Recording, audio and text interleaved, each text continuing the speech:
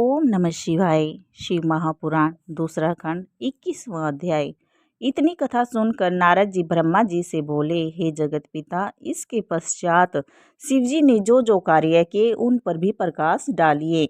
ब्रह्मा जी ने कहा, हे नारद, सती को रामचंद्र का वृत्तांत सुन अत्यंत आनंद हुआ, परंतु उन्हें अपने कर्म का विचार कर बहुत चिंता हुई। वे हृदय में अति भयभीत तथा दुखी होकर लौटी। मार्ग में उन्होंने सोचा कि मैंने शिव की अवज्ञा की तथा रामचंद्र के विष्णु होने पर अविश्वास किया। अब मैं शिवजी को क्या उत्तर दूंगी। सती इस प्रकार सोचती हुई शिव के निकट पहुंची तथा उन्हें प्रणाम किया। शिवजी ने कुशल क्षेम पूछ हंसकर कहा, हे सती, तुमने रामचंद्र की जिस प्रकार परीक्षा ली वह सब हमें बताओ। सती ने यह सुनकर लज्जा से सिर नीचे कर लिया और कोई उत्तर नहीं दिया। तब शिवजी ने ध्यान धरकर देखा तथा जो चरित्र सती ने किया था उसे जाना। उन्होंने अपनी पहली बात को जो विष्णु के अभिषेक के समय कही थी स्मरण कर अत्यंत क्रोध किया और हृदय में निश्चय किया कि अब यदि मैं सती से प्रेम करता हूँ तो मेरा प्रथम वाक्य झूठा सिद्ध होता है। सती जैसी स्त्री को छोड़ा नहीं जा सकता। यदि छोड़ता नहीं हूँ तो जो मैं पहले कह चुका हूँ वह झूठा होता है। अरस्तु शिवजी ने पुनः सोचा और निश्चय किया कि अब सती से भेंट न होगी। मैं अपने वचन को झूठा नहीं करूँगा। यह विचार कर शिव सती को छोड़ अपने स्थान को चल दिए। जिस समय वे वहाँ से चले तब आकाश से यह शब्द हुआ कि हे शिव, आपने अपने वचन को पूर्ण रूप से पालन किया। आपके समान दूसरा कौन है जो इस प्रकार अपने वचन का पालन करे।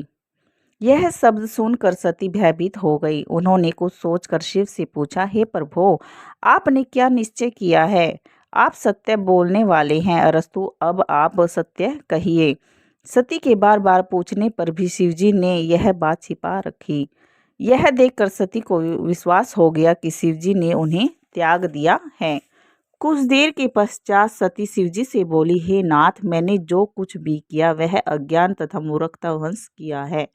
अब आप दूध और पानी अलग करके देखें, क्योंकि प्रीति का यही रीति है।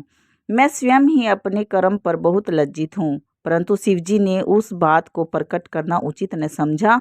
वे अनेक प्रकार की कथा आदि सुनाते हुए समय को टालते रहे, परंतु अंत में उनको सत्य बात कहनी ही पड़ी।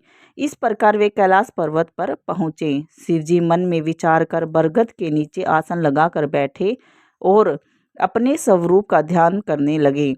इधर सती मंदिर में अत्यंत उदास हुई। उनका एक एक दिन युग के समान बीतता था, परंतु सिवाय उनके और किसी को यह हाल प्रतीत न हो पाया।